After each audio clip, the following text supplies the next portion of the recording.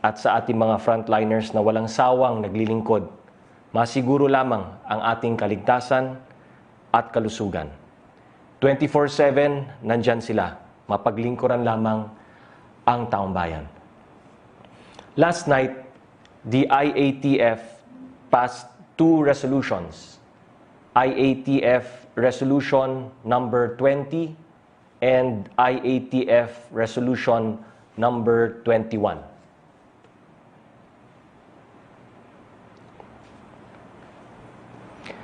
Babasahin ko muna ang laman ng unang resolution, ang resolution number 20. The IATF formally recommends to the Office of the President the extension of the implementation of the Enhanced Community Quarantine or ECQ in the entirety of Luzon up to April 30, 2020, 11:59 p.m. Provided that all exemptions granted by the Office of the President or the IATF shall continue to be in effect for the duration of the extended ECQ. Provided further that such extension of the ECQ shall be without prejudice to the discretion of the President to relax that implementation of the ECQ in some local jurisdictions or the granting of exemptions in favor of certain sectors such as public health considerations and food security may warrant. Formal na inirekomenda ng IATF ang pag-extend ng ECQ hanggang 11:59 p.m. ng April 30, 2020 na kay Presidente po ang discretion na i-relax ito sa ibang lugar at i-exempt ang ibang sektor depende sa public health considerations at food security. Lahat po ng exemption sa ECQ na na-announce na po dati ng IATF, tuloy pa rin po. Ito naman po ang nilalaman ng pangalawang resolution, resolution number 21. Letter A. The recommendations of the Department of Labor and Employment for the Social Amelioration Program for the Formal Workers sector as presented are hereby approved. For this purpose, the IATF supports the approval and immediate release of the requested budget by the Department of Labor and Employment amounting to 5 billion pesos in order to defray the costs of the following social amelioration programs. Number 1, COVID-19 Adjustment Measures Program or CAMP for affected overseas Filipino workers and local workers. 2, tulong panghanap buhay sa ating displaced, disadvantaged workers or TUPAD Sanitation Project. And 3, the abot kamay ang pagtulong or AKAP sa OFWs program. Provided that the beneficiaries of the aforementioned shall be separate and distinct from those already covered by social amelioration programs by other agencies of the national government. Aprobado na po ang rekomendasyon ng DOLE ukol sa Social Amelioration Program para sa formal workers. Sinusuportahan ng IATF ang request ng DOLE para sa pag-release ng 5 bilyong piso para sa programa ng DOLE tulad ng una, COVID-19 Adjustment Measures Program or CAMP para sa affected overseas Filipino workers and OFWs and local workers. Pangalawa, tulong panghanap buhay sa ating displaced, disadvantaged workers or TUPAD Sanitation Project. At pangatlo, ang abot kamay ang pagtulong or AKAP sa OFW program. Lilinawin ko po na iba po ito ang mga subsidiya na ito sa ESP or Emergency Subsidy Program ng DSWD para sa mga targeted beneficiaries. Letter B. The IATF shall exhaust all means necessary to increase the COVID-19 testing capacity of the country, and for this reason hereby adopts and approves the guidelines for COVID-19 mass testing as presented by the Department of Health. Ina-approve na po ng IATF ang mga pamantayan ng DOH para sa pangmalawakang testing ng COVID-19. Gagawin po ang lahat ng gobyerno, ang lahat ng makakaya niya upang ma-increase ang testing capacity sa ating bansa. Letter C. The recommendations of the Department of Agriculture in ensuring food availability and food affordability as presented are hereby approved. The specifics of which are the following. Number 1. The boosting of domestic agricultural production and food processing in the country. All the agriculture and fishery stakeholders must be considered frontliners, and their movements shall remain unhampered. Number 2, the improvement of food adequacy levels through increased local crop and fish production and livestock and poultry raising, including that of food processing by A. Sustaining budget for agriculture, and B. Expanding support for improved agricultural production and productivity. In addition to the previously approved budget of 8.5 billion pesos for the Rice Resiliency Project, the need for additional funding amounting to 22.5 billion pesos for the Ahon Lahat Pagkaing Sapat or ALPAS program or the Plant program of the Department of Agriculture is reiterated. 3. The immediate activation of the local price coordinating councils with the guidance of the Department of the Interior and Local Government or DILG to strictly monitor prices and enforce suggested retail price and price freeze for basic necessities and prime commodities.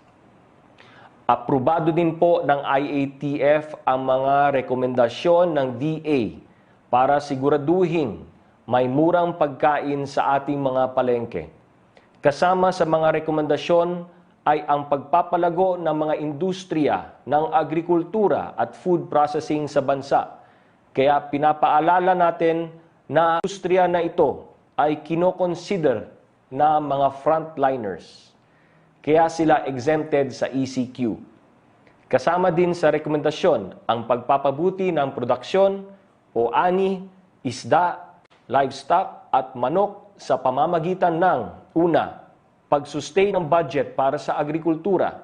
Pangalawa, pagdagdag ng 22.5 bilyong peso sa pondo ng DA para sa Ahon Lahat Pagkaing Sapat or ALPAS program or Plant program ng Department of Agriculture. Ang huling rekomendasyon ng DA ay ang magmobilisa ng Local Price Coordinating Council sa tulong ng DILG upang mabantayan ang mga presyo ng mga bilihin sa mga pamilihan. Letter D. The recommendation of the Anti-Red Tape Authority or ARTA for the creation of the Bayanihan One-Stop Shop for sectoral agencies involved in accreditation and logistics is hereby approved. Other sectoral agencies are hereby enjoined to create their own Bayanihan One-Stop Shop and coordinate closely with the ARTA for such creation. Aprobado na rin po ang rekomendasyon ng ARTA para sa pagbuo ng Bayanihang One-Stop Shop para sa mga ahensya na kasama sa accreditation at logistics. Inaanyayahan po ang ibang ahensya na makipag-ugnayan sa ARTA para bumuo ng kani-kanilang Bayanihan One-Stop Shop. Letter E. The IATF approves the request of the Department of Transportation to allow the resumption of utility relocation works and resume specified limited works across 13 rail projects, including rail replacement works for MRT-3, which can only be done when MRT-3 is not undergoing passenger operations, provided that 1. Limited mobilization of personnel and skeletal staffing pattern is observed. 2. On or near site accommodations and or point-to-point shuttle services are provided where applicable. Number 3, regular disinfection of workplaces, shuttles, and accommodations are done. Number 4, regular monitoring of personnel's health, especially for COVID-19 symptoms, is practiced. Number 5, strict social distancing measures and proper hand hygiene and all other precautionary measures that the DOTR may implement are observed at all times.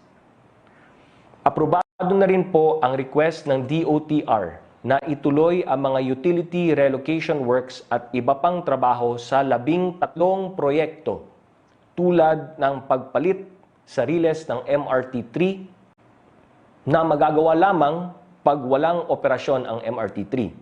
Pinapaalala lang po natin na dapat i-observe ang una, paggamit ng skeletal staffing pattern. Pangalawa, ang paggamit ng point-to-point shuttle para sa mga workers dito.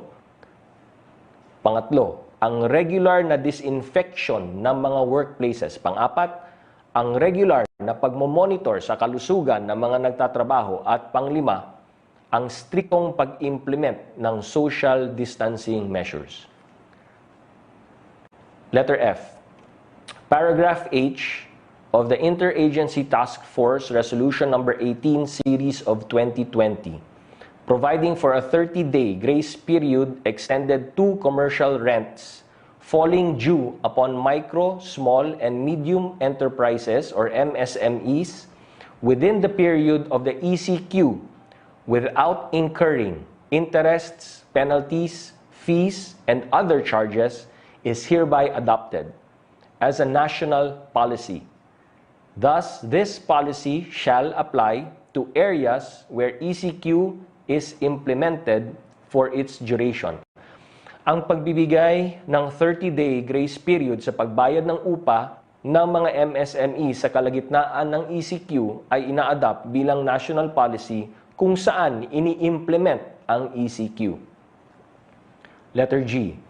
The IATF recognizes the initiatives of the Department of Trade and Industry and Board of Investments in cooperation with DOH and Food and Drugs Administration and the various manufacturers and exporters to repurpose their manufacturing operations to produce critical medical products and devices such as personal protective equipments, surgical masks, thermal scanners, and ventilators. The IATF enjoins the DOH and other public and private health institutions to consider these new capacities in their resource requirement. Kinikilala ng IATF ang mga inisyatiba at mga hakbang ng DTI, BOI, DOH, FDA at mga manufacturers at exporters sa pagre-repurpose ng kanilang mga factory para makapag-produce ng mahalagang kagamitan tulad ng personal protective equipment or PPEs, surgical masks, thermal scanners, at ventilators. Maalala niyo po na kahapon ibinalita natin na ang mga kumpanya na kasapi ng Confederation of Wearable Exporters of the Philippines or CONWEP ay nagmamanufacture ng mga PPEs na magsisimula after Holy Week. Isa ito sa mga produkto ng initiative ng DTI at BOI kasama ang Department of Health. Ang ganitong mga inisyatiba ang kailangan natin sa mga susunod na linggo para matugunan ang mga pangangailangan ng ating mga kababayan sa gitna ng ECQ. Kahapon nakatanggap ako ng magandang balita mula sa alma mater ko, ang Philippine Science High School, na pumayag na gamitin ang Quezon City campus para sa pasyente at empleyado ng Philippine Children's Medical Center or PCMC. Pisay is not the only school that has opened their doors and opened their arms for our frontliners. The nurses and health workers of Medical City, for example, have found a new home in LaSalle Green Hills. May we all be inspired by their examples and open our hearts to those stricken by COVID-19 and those who care for them. Speaking of our health workers, the President yesterday signed Administrative Order Number 28, which grants a one-time Special Risk Allowance or SRA for frontline government health workers. Itong SRA ay ibibigay po sa mga public health workers or PHW na nagtatrabaho sa gobyerno, GOCC or LGU tulad ng mga NARS sa government or city hospitals. Ang qualified po dito ay 1. Civilian employees occupying regular, contractual, casual, or part-time positions. At pangalawa, workers engaged through contract of service or job order including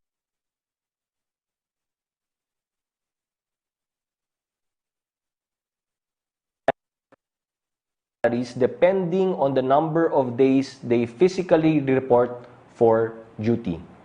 Para naman po sa mga government workers, isa pong paalala, nag-issue po ang Civil Service Commission ng Public Memorandum Circular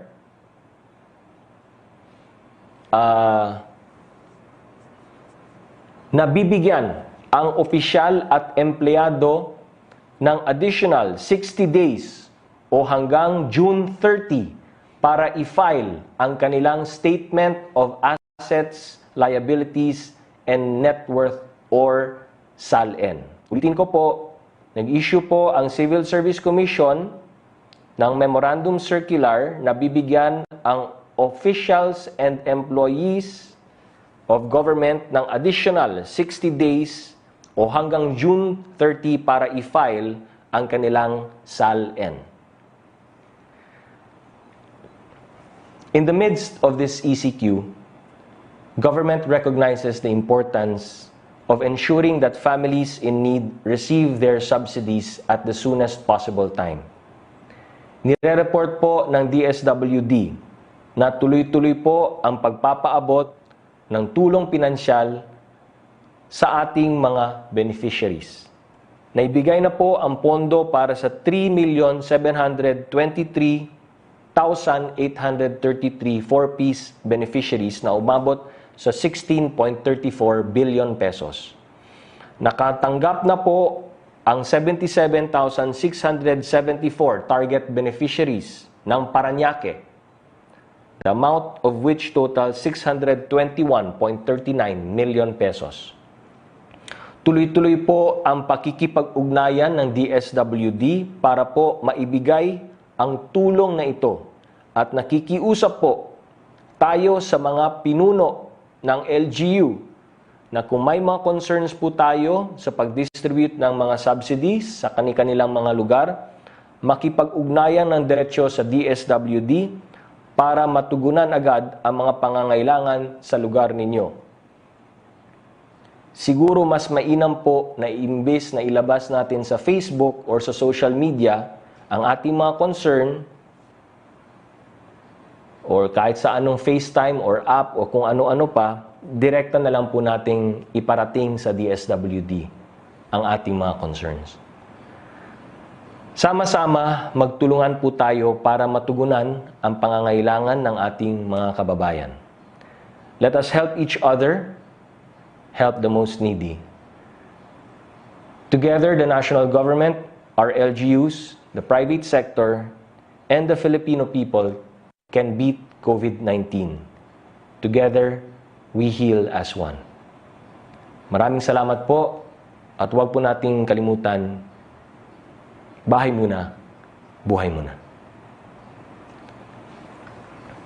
Sasagutin ko na po ang mga katanungan mula sa ating mga kaibigan sa media. Marami-rami po ito. From Rose Novenario of Hataw.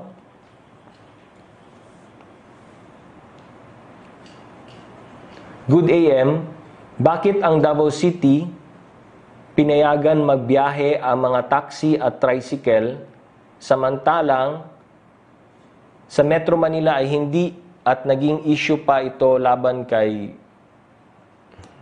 Mayor Vico? Maraming salamat po. Siguro, ang sagot natin dyan is, ang entire Luzon po ay under sa Enhanced Community Quarantine. Tapos, meron po tayong mga na-issue na guidelines. So, under yung guidelines na yun, under the Enhanced Community Quarantine for the entirety of Luzon, ay nakipag-ugnayan po yung DILG sa lahat ng mga LGUs at nire-remind po sila kung ano yung mga pwede at hindi pwedeng gawin. Hindi lamang dun sa Pasig City, kundi sa lahat ng mga syudad, munisipyo, bayan, probinsya ng Luzon. So meron pong strict guidelines na sinusundan para po coordinated ang lahat ng efforts under the ECQ. Labas naman sa ECQ, ay binibigyan natin ng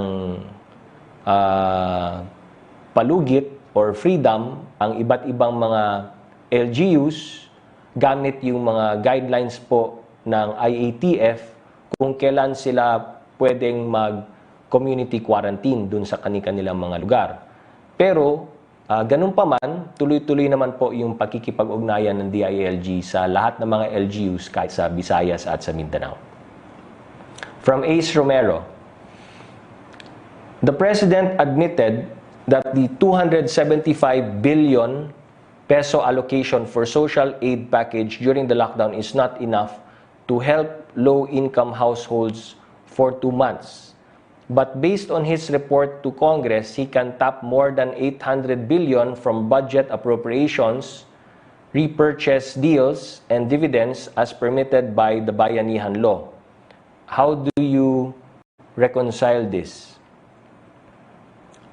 Yung Bayanihan Law, if you notice, may leeway naman na binibigay yung Congress kung magkano yung pwedeng, kung ano yung itatap, no? Depende nga dun sa sitwasyon natin. So, ang situation natin ngayon is very fluid, di po ba? So, una, sinabi natin hanggang April 13 lang. Ngayon, ine-extend natin to April 30. So, fluid po yung situation ngayon. Depende sa ano mangyayari, depende sa mga tests, depende sa health capacity natin, depende sa doubling time, acceleration, etc. etc. So, bibigyan po natin ng konting leeway din ang executive at si Pangulo depending on anong ang mga pangangailangan.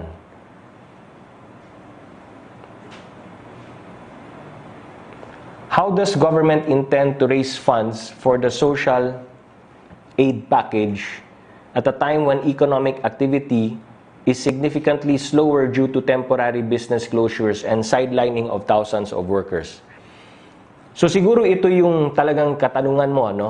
And kaya nga po, si Pangulo, nung binanggit niya po yung pangalan ni Secretary Dominguez, kasama rin po dyan yung buong economic team ng buong gobyerno. At ang challenge nga po para sa ating economic team is to source the money needed, no? Kasi syempre, kailangan natin mag-raise ng funds at nandito po tayo sa meron na po tayong enhanced community quarantine at it's really very challenging na kailangan, marami tayong kailangan tulungan in terms of our social amelioration. Number 2, syempre yung health capacity natin na kailangan po natin i-enhance palalo, no? And then yung mga pangangailangan ng ating mga hospitals at ating mga frontliners. And then pangatlo, syempre yung economic activity is limited. At kailangan din natin mag-raise ng pondo. So, yung economic team ay natasan ni Pangulong Duterte na maghanap ng ways and means talaga na makabuild up ng funds para masustain ang ating mga kinakailangan gawin ngayong enhanced community quarantine. From Maricel Halili, TV5. So that was from Ace Romero, then this time it's from Maricel Halili, TV5. How should we interpret the announcement of the President last night? When he said inclined, does it mean that he is just seriously considering the extension of the lockdown until April 30? Or does it mean that the government has already made its decision for lockdown extension in the entire Luzon? Opo, yung enhanced community quarantine is up to April 30, 11:59 p.m. Ito po ang rekomendasyon ng IATF kay Pangulong Duterte na tinanggap ni Pangulong Duterte at in-announce niya po kagabi. At pagkatapos ng kanyang announcement ay verify po namin ulit at ang sagot po ay ang enhanced community quarantine is hereby extended until 11:59 p.m. of April 30. Why have you come up with this decision? Does it mean that the COVID-19 trend is getting worse? So ito po, explain po natin. Kung maalala nyo po, yung totoong nagkaroon talaga ng enhanced community quarantine, yung full enhanced community quarantine natin ay nangyari po talaga nung March 15. Doon mo po talaga naramdaman at nakita yung effect ng implementation ng enhanced community quarantine. March 15. So base sa siyensya at agham and the way we understand the virus, yung simptomas po niyan ay maaring lumabas after between 5 to 14 days from the time of your infection. So sagarin na po natin ng 14 days yan. Ibig pong sabihin, kung tayo po ay nag-enhance community quarantine ng March 15, kailan po talaga natin makikita yung tinatawag na earliest effect ng ECQ? March 15 plus 14 days, sagarin na natin, equals March 29. So base sa ating mga epidemiologists, mga scientists, mga mathematicians at mga eksperto, March 29 lamang po natin makikita yung earliest effect ng ating ECQ para malaman po talaga natin kung tama itong ginawa natin, kung ano ang naging effect ng ECQ dito sa Luzon. So March 29 yan. Base din sa ating mga experts, ang most likely na makita natin ang mas klarong naging effect ng ECQ, most likely makikita natin ng mid-April. So, ganun po. Kaya paulit-ulit po namin sinasabi whether it's the IATF or the Department of Health or kahit sino man, pag tinatanong nyo po kami kung ano ang nakikita nyong naging effect ng ECQ, lagi po namin sinasabi, it's still too early to tell. Kasi naman, kahit yung epidemiologist, pag nagka-count back sila, masyado pang maaga para malaman kung nag-peak, nag-slow down, nag-decelerate, anong doubling time natin, at kung ano-ano pa. It will give us, you need to give us at least mid-April to really study the effect of the ECQ. Yun ang sinasabi ng ating mga eksperto. Kaya po, humihingi tayo ng extension up to April 30 para unang-una, ma-measure po talaga natin ano yung naging full effect ng ECQ. Pangalawa, para ma-increase pa natin lalo yung health capacity ng Luzon at ng buong bansa. Yun po ang reason natin. Doon sa pag-measure ng impact ng ECQ at itong how this COVID-19 is operating and functioning and affecting us here in the country. Ang promise po ng ating mga eksperto, every Monday po, kada Lunes, magre-report sila sa atin, sa IATF, kung ano yung nakikita nilang progression of this disease. And their report will be on a per region basis. Okay? So, yun po. Kailangan natin ng extension up to April 30 para lubos pa nating mapag-aralan ang COVID-19 na disease na to. Pangalawa, yung sinabi ko, increasing the health capacity. When we say increasing the health capacity, kasama po dyan yung tungkol sa testing. Ang sinasabi ng mga eksperto, para talagang ma-manage natin ang husto ang COVID-19, kailangan po natin iakyat palalo ang testing capacity ng ating bansa na maabot po natin ang 8,000 to 10,000 tests per day. Kailangan po tayo umabot dyan. At meron pong ginagawang hakbang ngayon ang gobyerno para umabot tayo dun sa level na yon na 8,000 to 10,000 tests per day ang magagawa natin dito sa ating bansa. Pangalawa, kahit na ginagawa natin 8,000 to 10,000 tests per day, kailangan mapabilis po natin ang bigay ng results ng test. So we also have to have a 24-hour turnaround time kung saan in a matter of 24 hours, dapat mai-report na agad natin sa pasyente or sa person under monitoring or patients under investigation, ma-report agad natin sa kanya kung siya ba ay positive or negative. Pangatlo, kailangan po natin ma-isolate agad.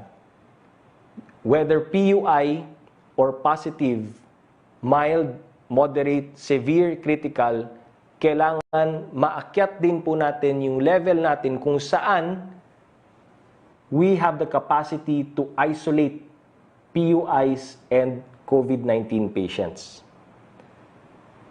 Pang-apat, kailangan ng matinding contact tracing at makita natin yung significant decrease ng kaso ng COVID-19.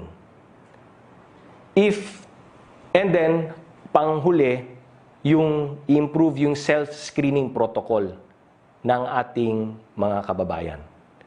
Kung lahat po na ito ay magagawa natin, sinasabi ng mga eksperto, maari nating ma-push palalo yung peak ng COVID-19 dito sa Pilipinas as far as year 2021. At sana, by that time, ay makapaghanap na po ng vaccine ang mundo para dito. So yun po yung game plan, na we really have to push it back, yung peak, kasi hindi pa talaga natin nakikita ang peak. Alam nyo kung saan makikita ang peak? Pag hindi natin ginawa ang lahat ng ito. So ang tanong nyo ngayon, ano ang plano ng gobyerno kung yan ang gusto ninyo? Yung 8,000 to 10,000 testing capacity per day. So unang-una, kailangan ma-maximize natin yung ating existing sub-national laboratories. So, di ba, ina-announce namin every so often na nadadagdagan na po yung sub-national laboratories natin that is capable of testing. Pag ginawa po natin yung maximization ng existing sub-national laboratories natin, by April 13, aakyat na yung ating testing capacity to 2,600 to 7,000 tests per day. Number 2, kailangan po natin mag-certify ng more sub-national laboratories. Pag ginawa po natin yan, by April 20, mapaakyat na po natin ang ating testing capacity to 4,400 up to 9,800 tests per day. Pangatlo, establish big testing centers in strategic areas around the country. all over the Philippines. Strategic centers, testing centers. Pag nagawa po natin yan, at lahat yan sabay-sabay ha, by April 27, aabot na po tayo to 13,000 to 20,000 tests per day by April 27. So yun po yung mga ginagawa nating hakbang para po at kaya po kailangan pa natin ng additional 2 weeks or more para umabot tayo dyan sa level na yan. Kaya po yun ang naging desisyon ng IATF at ni Pangulo na sana maunawaan po ninyo, kailangan po talaga natin i-extend ang ECQ up to April 30. Okay?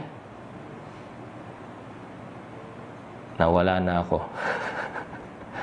Asa na tayo? So, do you see an expansion of ECQ? Is there a need for enhanced community quarantine in Visayas and Mindanao? So, yun na nga. We'll have to monitor it, no? Day by day. We'll have to monitor that. Day by day, week by week. Kaya nga, yung ating epidemiologists at ang experts, ang promise nila that they will report every Monday sa IATF na nakikita nilang trends per region.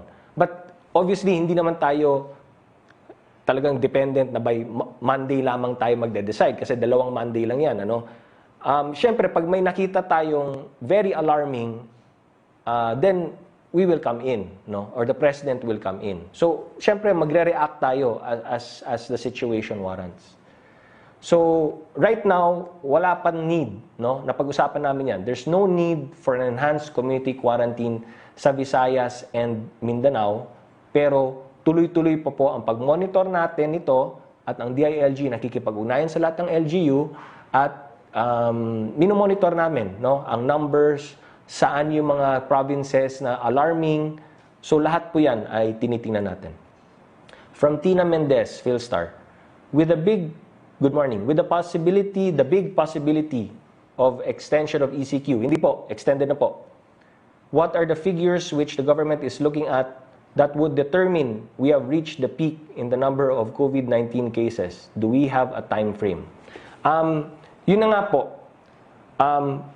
Pag sinabi mo kasing peak, pag nilift mo ang ECQ, sisipa yan. Yun ang 3 models na po ang nakita namin. And ang constant sa model, pag nilift mo ang ECQ, sisipa pataas yan. Kasi gagalaw na lahat eh. Pag gumalaw lahat, kakalat yan. So, ano ang kailangan natin gawin? Yun na nga, taasan yung testing capability, ang testing capacity natin, no? By the way, nung sinabi kong una na ito, taasan yung testing capacity to 8,000, kailangan may 24-hour turnaround time, kailangan immediately isolate agad tayo, significant decrease in cases, contact tracing, self-assessment, ma-push natin to 2021, pero ito ha, ang mananatiling constant, number 1, social distancing must remain constant. Number 2, yung testing turnaround is 24 hours. And number 3, patients are immediately isolated. So, kung back to normal tayo, sisipa yan. Pipik talaga yan. Sisipa yan. And it's really gonna go really high. So, pag na-in place na po natin lahat ito ng April 30, kailangan nandyan pa rin yung social distancing. So, ito yung sinasabi natin, magta-transition tayo to the new normal. And the new normal, ladies and gentlemen, is social, physical distancing pa rin. Yun. Kasi if wala yung disiplina na yan, then useless ang lahat ng ginawa nating sacrifice ngayon. Yun po ang bottom line. Kaya paulit-ulit namin sinasabi, what's the new normal? What's the new normal?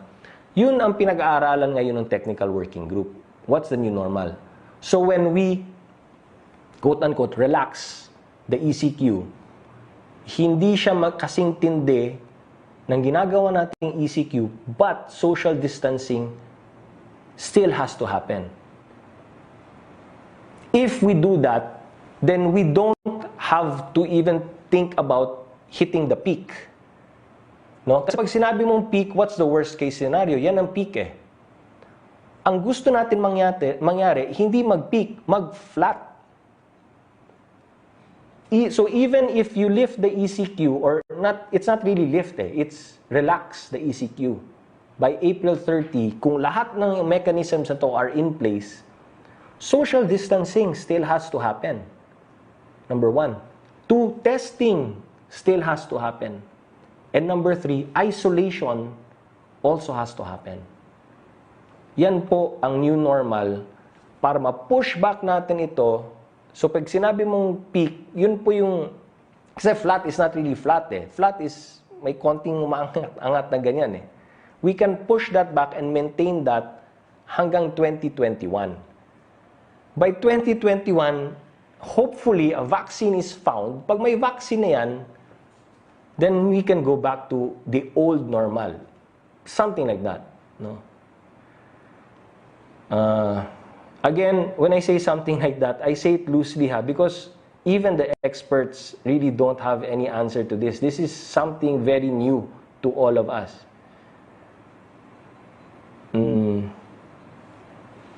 There are reports of increased number of deaths due to natural cases, particularly of immunocompromised patients. In reviewing the situation, how does the IATF factor in the statistics of deaths of PUIs but not actually tested for COVID-19 in the past 1 to 2 months?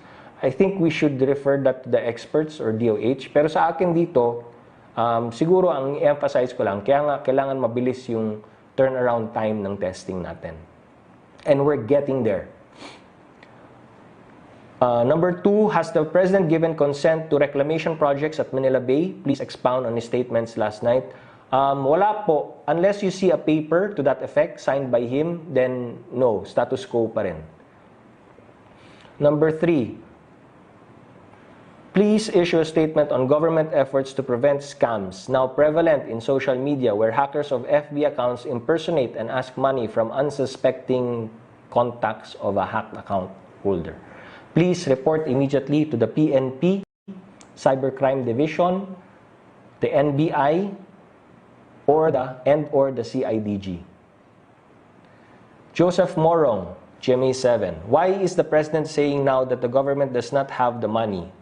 No, he's not saying does not have the money. Ang sinasabi niya lang na tinatasan niya si Secretary Dominguez na right now, since we're extending the ECQ and we're doing all of these measures, and then we have to take care of our frontliners, and ngayon may pagbibigay ng social amelioration, may mga gustong sumali rin sa social amelioration. So with all of these things happening now, syempre the previous numbers don't have to change necessarily. So because of that, then we need to look for additional sources of funds. The extension, is it Luzon-wide or just NCR? Luzon-wide. How about Visayas and Mindanao? We'll continue to monitor Visayas and Mindanao, but they are not obliged or under an ECQ. What are the do's and don'ts until April 30? Same rules apply.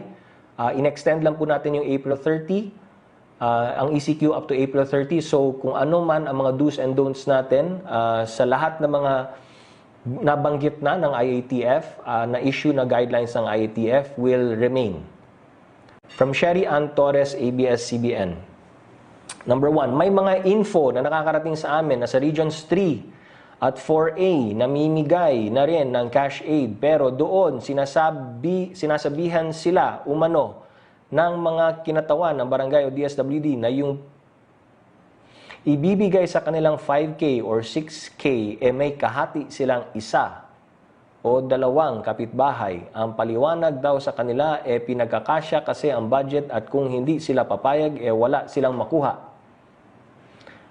Pero, pag pirma mo sa receiving copy, nakalagay doon ang full amount na 5,000 or 6,000. May nakarating din po bang mga ganitong info sa inyo? Personally, ako wala. Pwede po ba ang ganitong sistema? Of course, hindi. Ano po ang mangyari sa mga local na officials o DSWD personnel na mapapatunayang gumagawa ng ganito?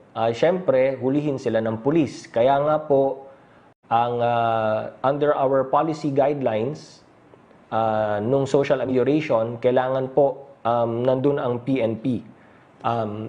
Pag namamahagi ng social amelioration, nandun po ang PNP na nakabantay para po kung may mga kalokohan ay agad hulihin yung mga gumagawa ng kalokohan.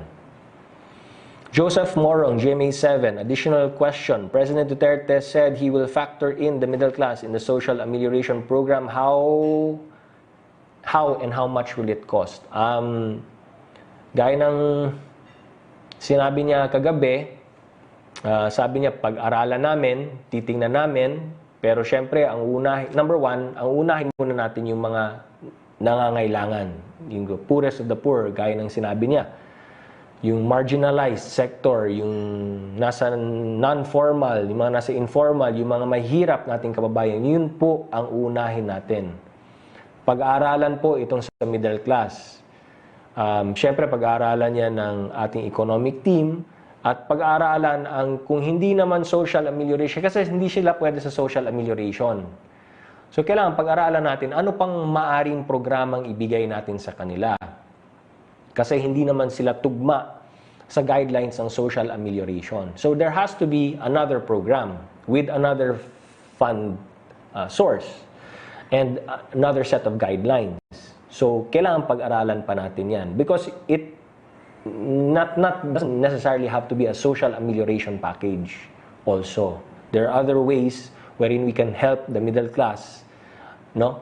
And not the same as the social amelioration. From Trish Terada, CNN. We'd just like to clarify the President's statement. Have the task force and the President decided to extend the ECQ? Yes. We've come to an agreement. And like we said, ultimately, it will be the President who will decide, and he has decided.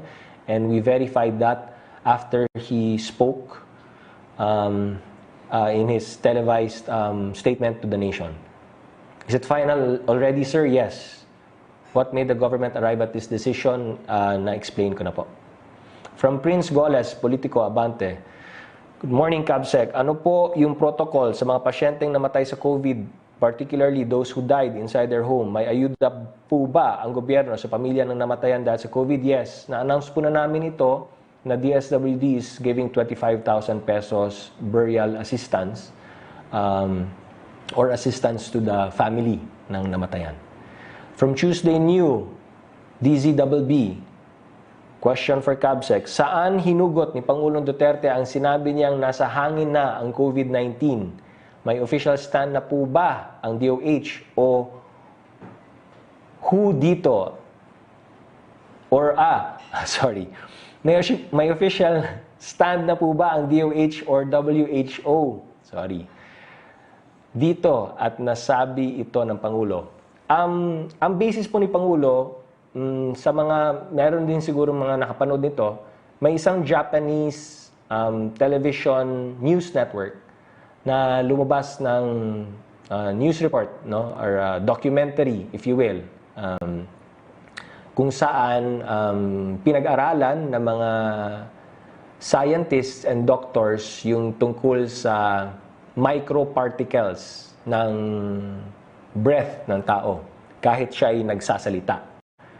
So, using nga yung infrared, these high-tech devices, na-detect po nila na even when a person is speaking, meron pong mga microparticles. Kahit hindi siya umubo, kahit hindi siya nag-hatching, merong nagsasalita lamang, may microparticles. Pero hindi pa po conclusive yan. Nabanggit lang po ni Pangulo na isa ito sa mga pinag-aaralan. But there is still no conclusive findings or statement from the DOH or the WHO for that matter. Kaya nga po, isa rin yun sa mga napag-usapan namin sa IATF kung saan napagdesisyonan na po na magsuot ng mask. Any form of mask para may additional protection lang ang ilong at bibig.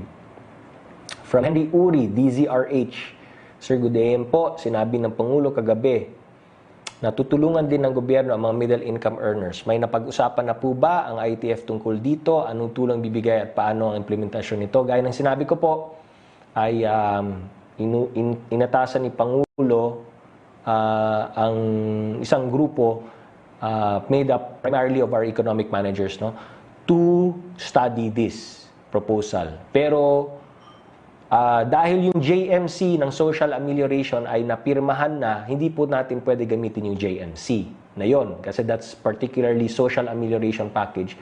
Nakalagay doon lahat ng mga qualified beneficiary. So kailangan pag-aralan pa anong programa at saan pondo kukunin po yan. Yun. So from Francis Wakefield, Daily Tribune, sabi ni Sec. Galvez, the Luzon-wide enhanced community quarantine has largely contributed in slowing down and preventing the spread of COVID-19. Totoo po yan. May trend nga ba ng pagbaba at may datos pa po to support this? Pero sa address ni Pangulo kagabi, government is still inclined to extend ECQ for 2 weeks. Ito rin ba ang maging suggestion ng IATF kay Pangulo? Yes, we made that recommendation. Yes, the President has decided to extend the ECQ up to 11:59 p.m. of April 30. Yung trend, syempre may mga tinitingnan tayong numbers. Pero sinasabi ng lahat ng eksperto, masyado pang maaga. Kasi tulad ng sinabi ko, ang tinitingnan mo dyan, March 29, makita mo yung initial effects ng ECQ. Mid-April natin makikita yung most likely effects ng ECQ. So, kaya paulit-ulit namin sinasabi masyado pang maaga.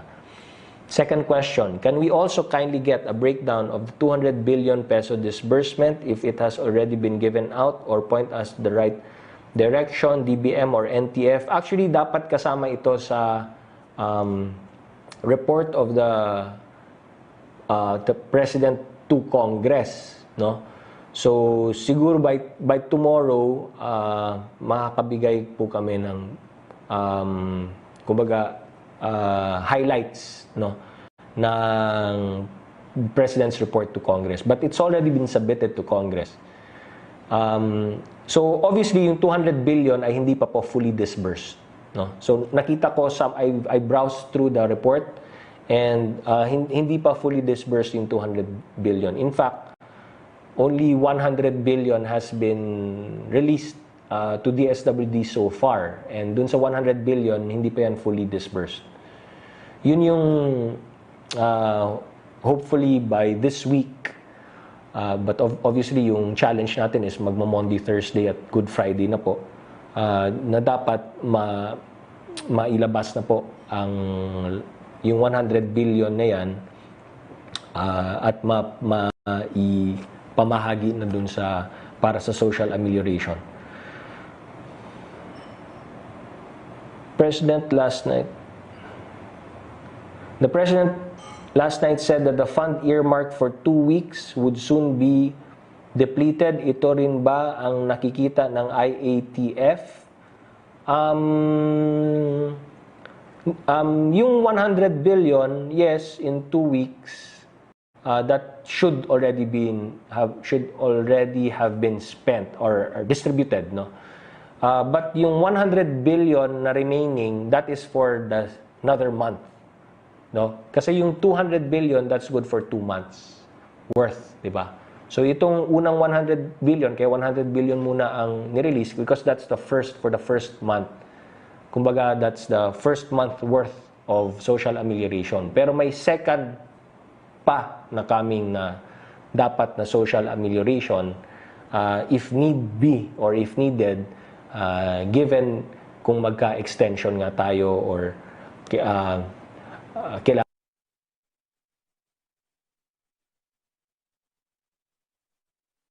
natin tulungan yung mga mahirap natin mga kababayan. From Heidi Sampang, DZAS, matapos ihayag ni PRRD na sang-ayon siya sa apela ni Governor John V. Cremulya na bigyan din ng ayuda ang nasa middle class. Yes, seryoso bang kinakonsidera ng IATF ang bagay nito na binigay muna sa economic managers? So, they will submit they will study make a proposal, then present to IATF. Pero wala pa po yan. Pinag-aaralan na po ba ito? May pagkukunan ba ng pondo? Kung sakasakali. Kaya nga po, inassign sa economic managers. From Celerina Monte, Manila Shimbun. PRD said, last night, the administration is exploring options to adjust the budget. One is bawasan ang budget ng ilang projects. Another is totally ilaglag yung ibang projects para unahin ang tiyan ng tao. Apparently, yung projects na refer ni PRD may budget allotment already. So what are these projects? What will be dropped in order to fund the government's COVID-19 response programs? Nasa batas po yan. Nasa Bayanihan to Heal As Act. To Heal As One Act. Nandyan po yan. So that's well within the powers of the President. Ano po? So wala pa po tayo sa point na yan. Although siguro ang sinasabi lang ni Pangulo is if kinakailangan talaga at mahaba po itong laban na ito or we need more funds at we need to fund more of these proposed programs or recommendations, then we'll have to source it from some items in the budget. Pero wala po tayo dyan. Jen Kabiling, Manila Bulletin. Please elaborate on the government's guidelines and goals of mass testing. How will COVID testing be implemented? How many people will be tested? Unahin po natin yung mga nangangailangan. So, I guess, kailangan klaruhin natin ito. Pag sinabi pong increase yung testing or mass testing, at sinabi na rin ito ni Secretary Galvez, Secretary Duque, Yusek Vergere, DOH, pag sinabi po nating mass testing, hindi po ibig sabihin anybody can test. Ha? Pag sinabing mass testing, itetest yung kinakailangang itest. Sino yung kinakailangan itest? Number one, nasan yung aking notes? Number one, yung severe symptoms with travel and history of travel and or contact. Yung may mild symptoms and vulnerable with history of travel and or contact with a COVID-19 patient. Yung mga mild but not vulnerable na may history of travel and history of contact with the COVID-19. And yung asymptomatic but with history of travel and history of contact with a COVID-19. Bakit ganun yung aking pag-pronounce na mga yun? Because yun ang order of priority. So, if you see, yung last order of priority ko is yung no symptoms but with history of travel and or contact ng COVID-19. At the end of the day po, kailangan may reason ka for testing. Hindi yung basta-basta ka lang nag-test dahil trip mo. Right? So, yun. Kaya, who has history of contact with COVID-19? Frontliners po natin. Sila yung, syempre, priority, di ba? Health workers, frontliners. So, ibig sabihin ang bottom line, nag-travel ka ba? May contact ka ba with the COVID-19? Ito yung ating priority for testing. So, when you say mass testing, let's also still have that discipline. Na let's reserve the testing for those who need it. Di ba? Symptomatic, obviously, yes. But even those asymptomatic, yung kolatilya natin dyan, kailangan meron kang history of travel or may contact ka with a COVID-19 patient. Kasi kung nakatago ka naman din sa bahay at hindi ka naman lumalabas, wala ka namang contact with the COVID-19, ba't ka pa magpapatest at wala ka pang symptoms, di ba? So, that's just want to emphasize that because we don't want people now saying, oh, gusto ko magpa-test, gusto natin magpa-test, then you will be overwhelming again our laboratories.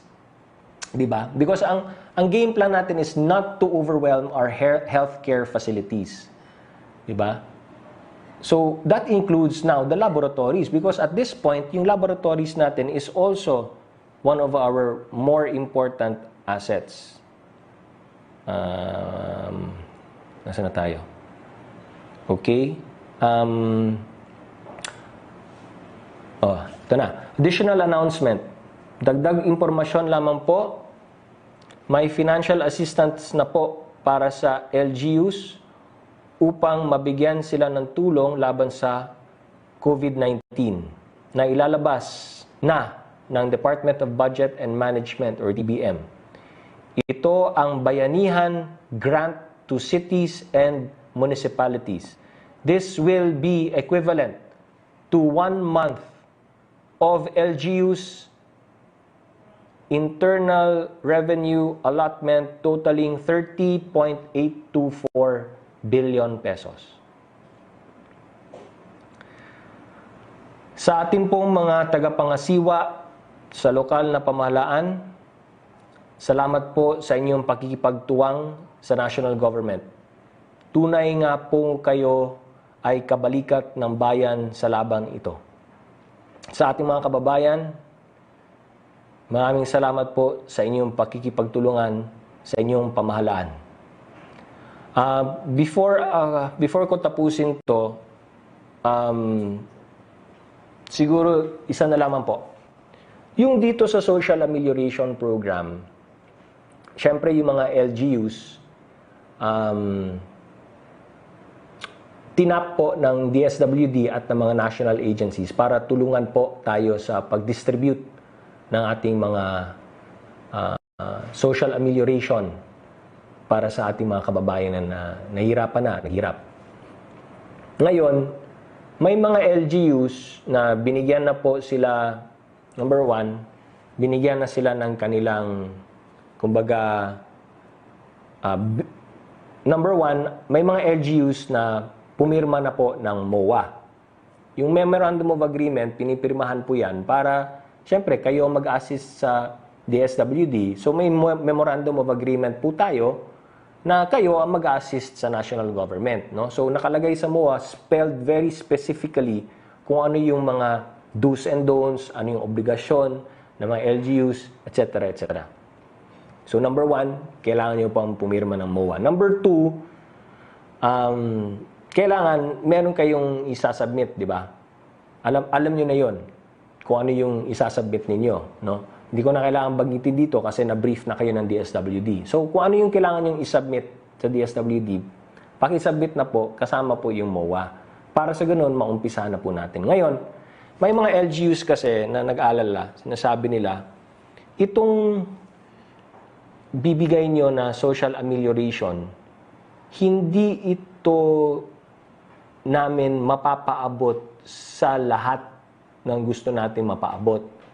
Kasi ang sinasabi ng iba na, hindi, pasok naman yung iba dito sa ating pasok naman yung iba dito sa mga list of qualifications na mga beneficiaries.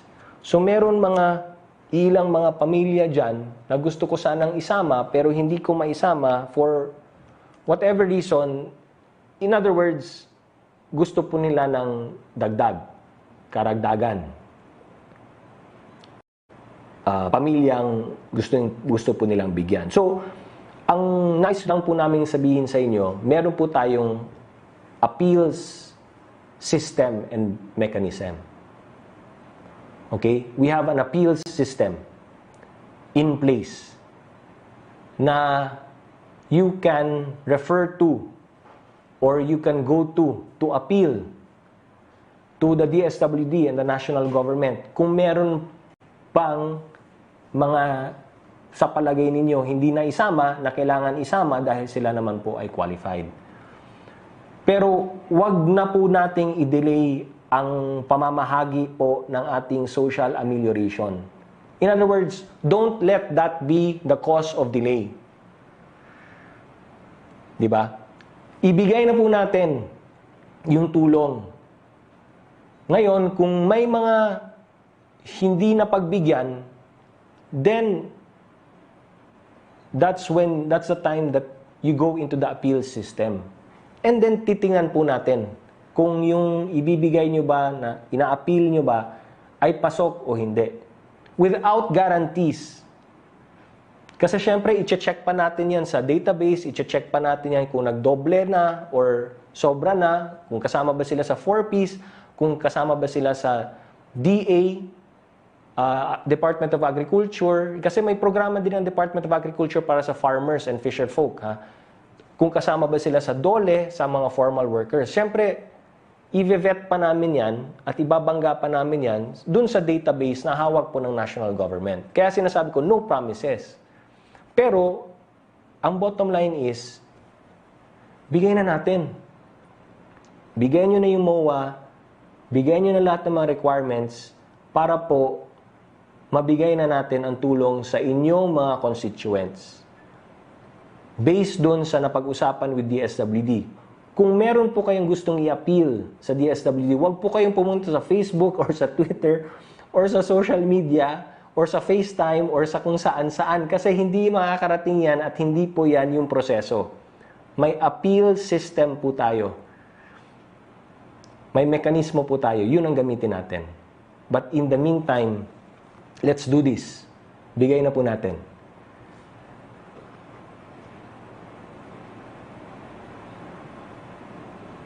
Mga kababayan, nasabi na namin ito kahapon at ulitin po natin. Kayo po ang first line of defense sa gyerang ito. Bahay muna, buhay muna. At sa ating mga kasama, sa pagpapalaganap ng tama at napapanahong impormasyon sa iba't ibang mga media outlets sa TV, radyo, dyaryo at online na kung saan naka-hook up po kami ngayon. Maraming salamat po. Magandang umaga po muli and may God bless and protect each and every one of us. Hiningi po namin muli sa inyo ang inyong kooperasyon,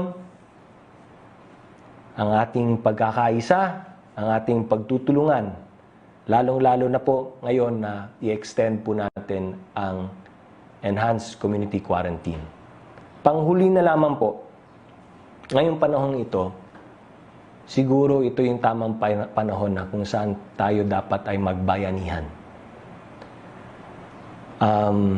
Yung DILG po ay gumagawa ng mga hakbang kung saan mapagbigyan ng oportunidad at paraan ang ating mga kababayan na gustong tumulong sa mga mahirap nating mga kababayan sa pamamagitan ng paggamit natin ng mga mekanismo sa LGU o di kaya dun sa barangay.